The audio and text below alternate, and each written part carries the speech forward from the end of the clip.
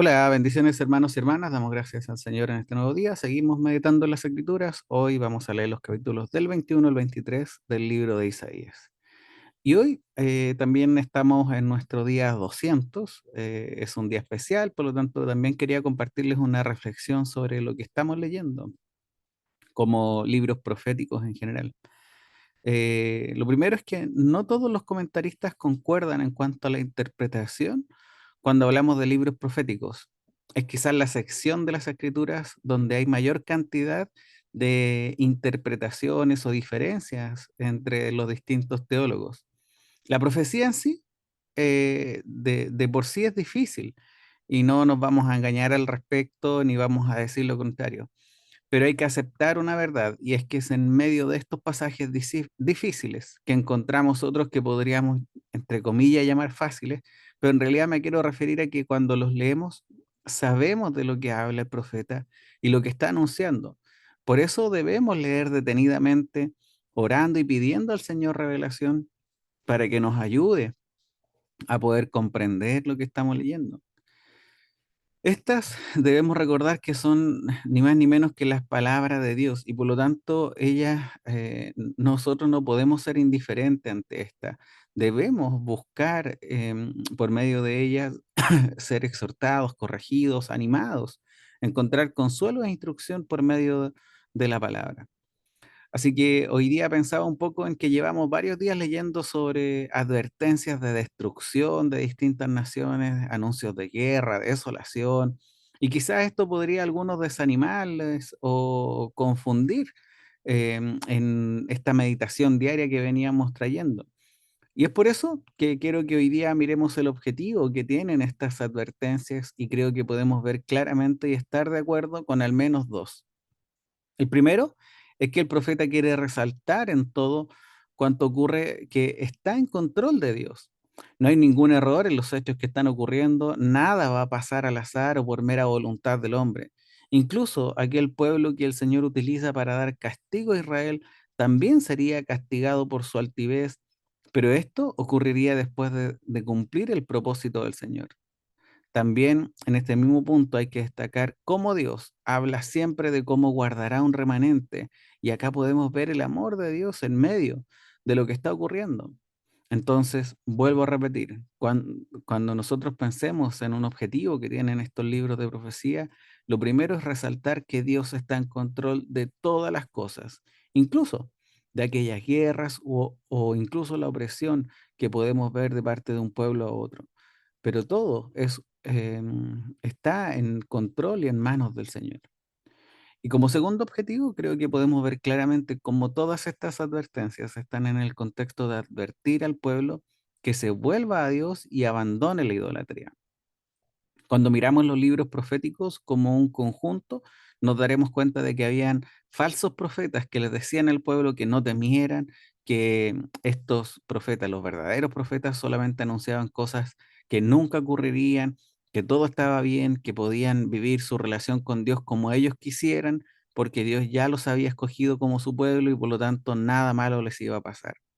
Esto tiene un fuerte contraste con los verdaderos profetas enviados por Dios, quienes advertían que lo que venía era un juicio, pero el juicio tenía un fin, y este fin era que el pueblo dejara la idolatría, abandonara estas mezclas de buscar al Dios verdadero con idolatría y buscar a Dios de acuerdo a la forma en la cual Él se había revelado por medio de la palabra.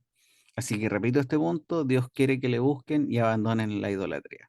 Por lo tanto, acá tenemos dos objetivos principales de los libros proféticos y obviamente tenemos el principal, el más importante, el que nosotros sabemos, y es que todo apunta a Cristo. Es decir, vamos a ver finalmente cómo estos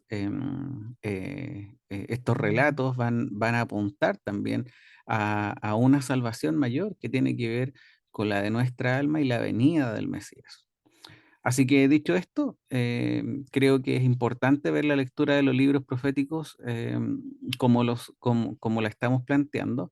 Estas nos deben animar justamente a que nosotros revisemos nuestras vidas, a que busquemos a Dios con todo nuestro corazón, a que abandonemos las cosas que nos ofrece el mundo y que nos apartan de Dios y vivir una relación correcta con Dios. Esto es como Dios lo y esto, ¿cómo es una relación correcta con Dios? Bueno, es lo que Dios ha dispuesto por medio de su palabra, y no de la forma en la cual a nosotros nos acomoda más. Para eso, estamos haciendo lo que estamos haciendo. Estamos leyendo las Escrituras, estamos meditando en ellas, estamos conociendo su revelación.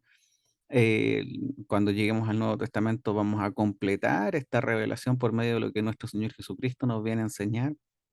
Y de esa forma nosotros buscamos tener una relación correcta con el Señor.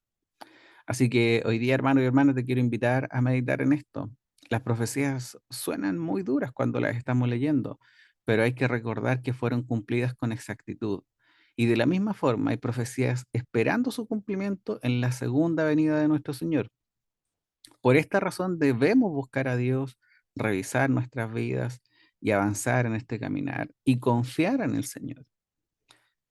Mientras he leído todos estos días el profeta Isaías, para mí es inevitable pensar en la parábola de las 10 vírgenes, las cuales todos conocemos, la hemos leído, hemos meditado en ella.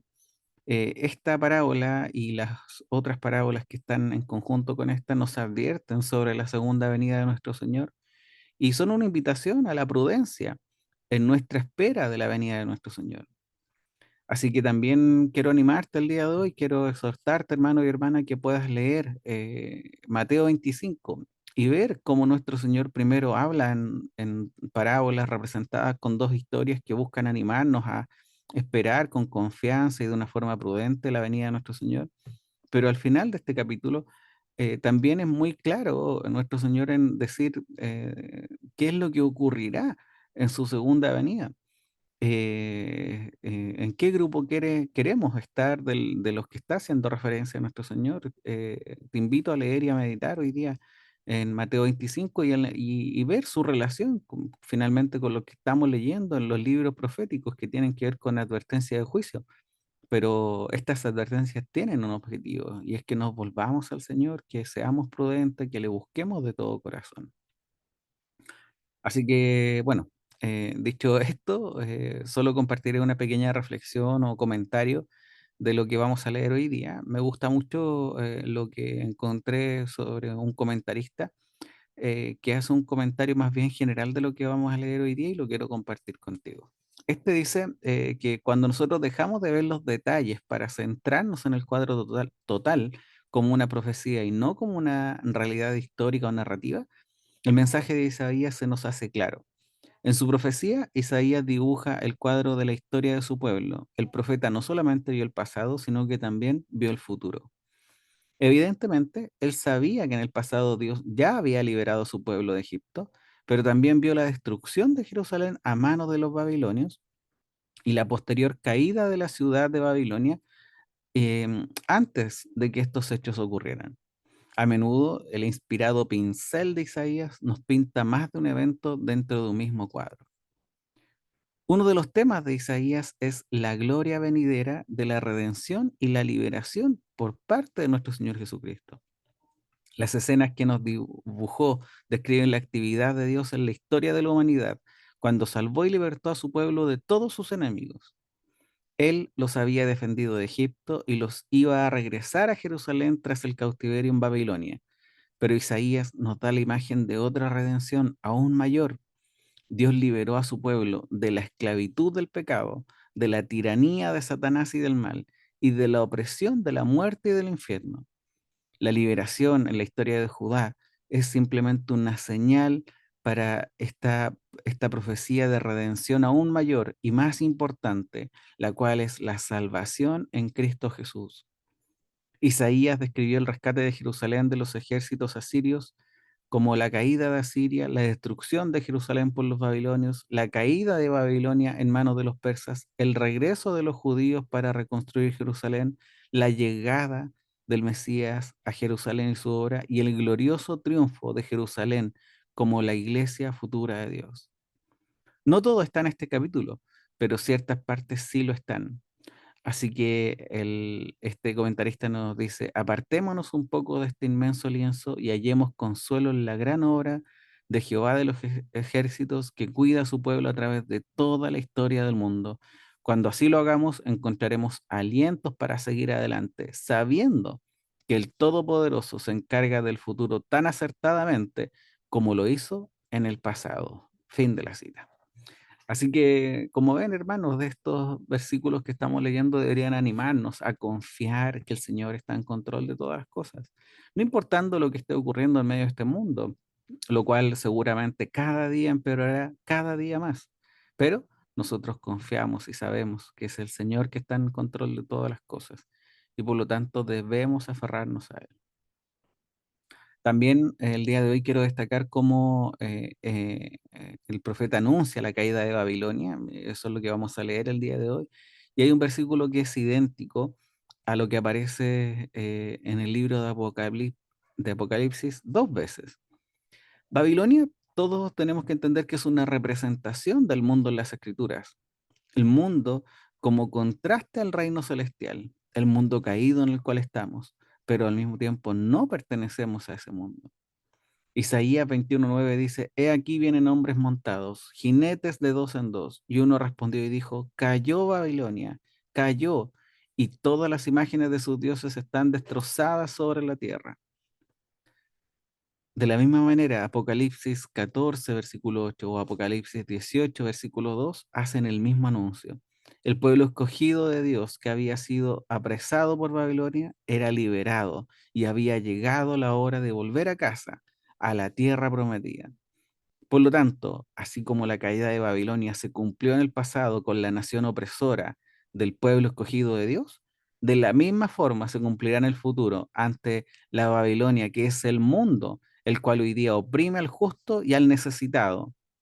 De la misma forma, Apocalipsis nos relata que ésta caerá. Así que en este relato podemos ver una razón por la cual Dios haría regresar a su pueblo del cautiverio para completar este plan de salvación. El profeta anuncia que la Virgen debe dar a luz un niño, a Emanuel. Miqueas también dijo que los que esperaban al Mesías lo buscaran en Belén. Babilonia debía ser derrotada para marcar el cumplimiento de esas promesas y así dar crédito a todas las profecías que relata Isaías, las cuales se cumplieron y se cumplirán. Así que te animo, hermano y hermana, y también por otra parte te felicito porque ya llevamos una buena parte de este desafío y confío en el Señor y oro al Señor para que puedas terminarlo. Que el Señor te bendiga.